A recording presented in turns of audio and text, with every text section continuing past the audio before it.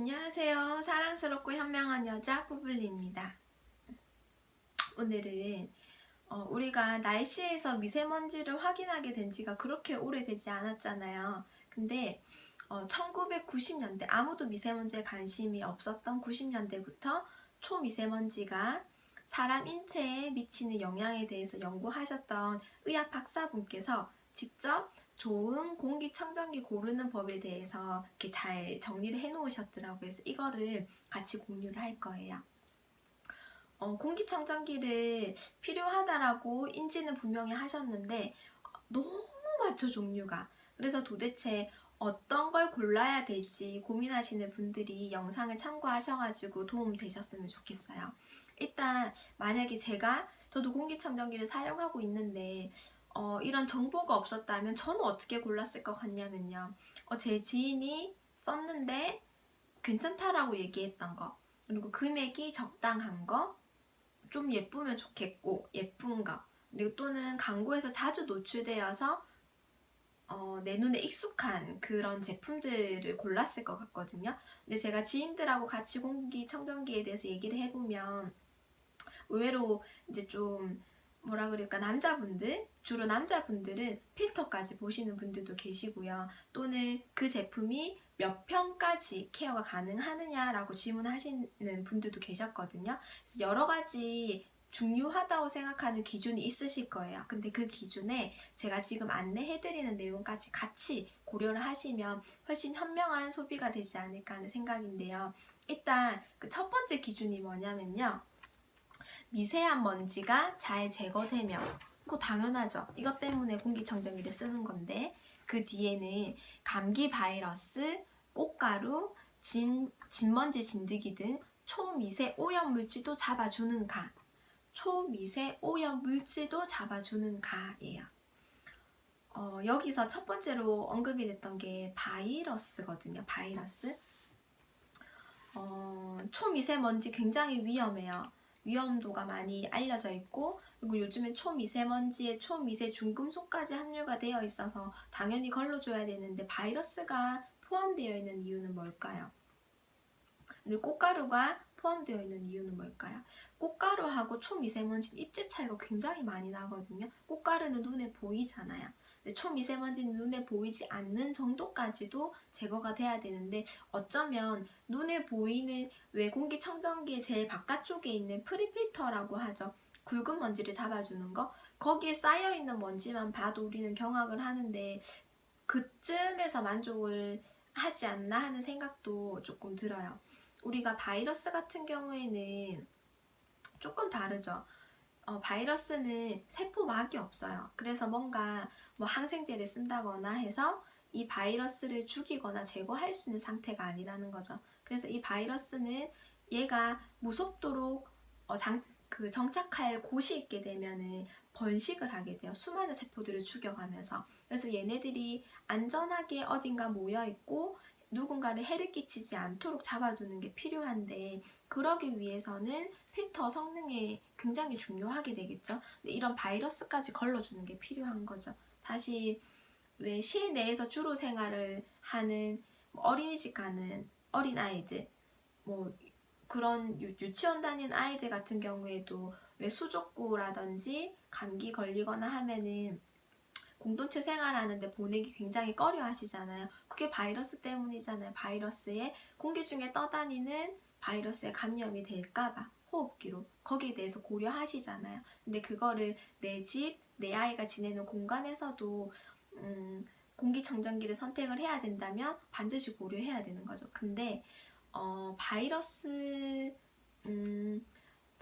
정도까지 걸러주려고 하면 필터가 굉장히 중요하잖아요. 근데 그 필터가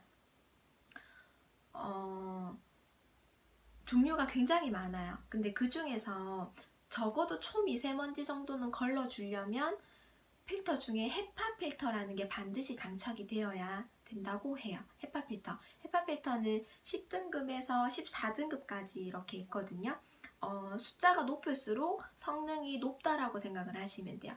헤파 필터 10등급은 한 85% 정도, 그리고 11등급은 95%, 그리고 국내에 판매되는 공기청정기 중에 가장 많은 등급이 12거든요. 등급이 헤파피터 12는 99.5%, 그리고 13등급은 99.95%, 헤파피터 14등급은 99.99% 정도까지 정화를 할 수 있다고 하거든요. 성능이 높은 거죠.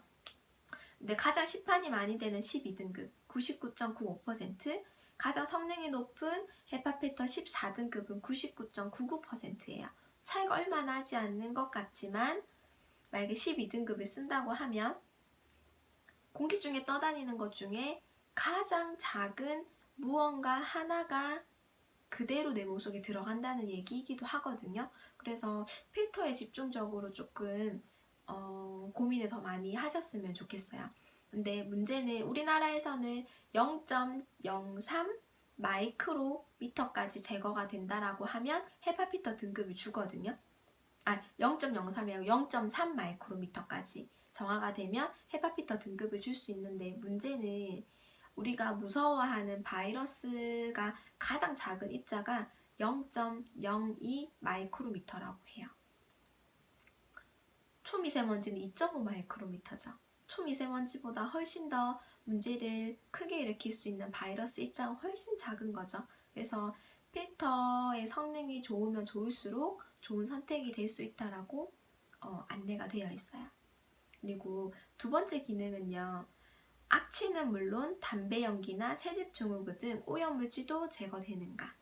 악취 때문에 우리 왜 실내 하수구라든지 욕실이라든지 그리고 실내 흡연하시는 분들도 계실 수 있어요. 꼭 실내 흡연 아니더라도 공기를 오염을 시키시는 분들도 계시죠. 방구라든지. 근데 그런 악취까지 제거가 되려면은 탈취 필터라는 게 같이 있어야 되겠죠. 주로 숯이 그런 역할을 충실히 잘하고 있거든요.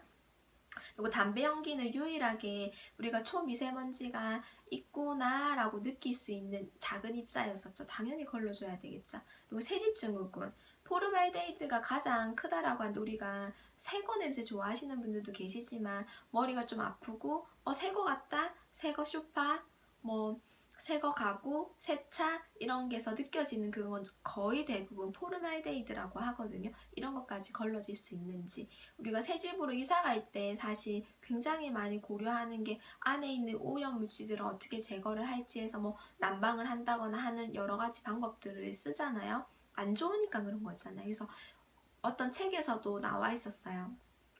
머리를 아프게 하는 냄새는 좋은 게 아니라고, 반드시 피해야 된다라고 얘기를 하는데 그런 것까지 제거가 되는지. 그리고 세 번째는 공기를 강제로 순환시켜 정화해주며 전기료나 필터 유지 보수비가 적절한가. 이거 너무 중요하지 않아요? 왜냐면 최근 말고요, 작년, 재작년 정도에 공기청정기를 사용하시는 분들, 빠르게 공기청정기를 필요하다고 생각해서 선택하셨던 분들 가정에 한번 가보면 공기청정기를 대부분 사용을 하지 않고 있어요. 근데 그 이유가 뭐냐고 여쭤보면 대부분 전기세, 전기료 걱정 때문이라고 얘기를 많이 하거든요.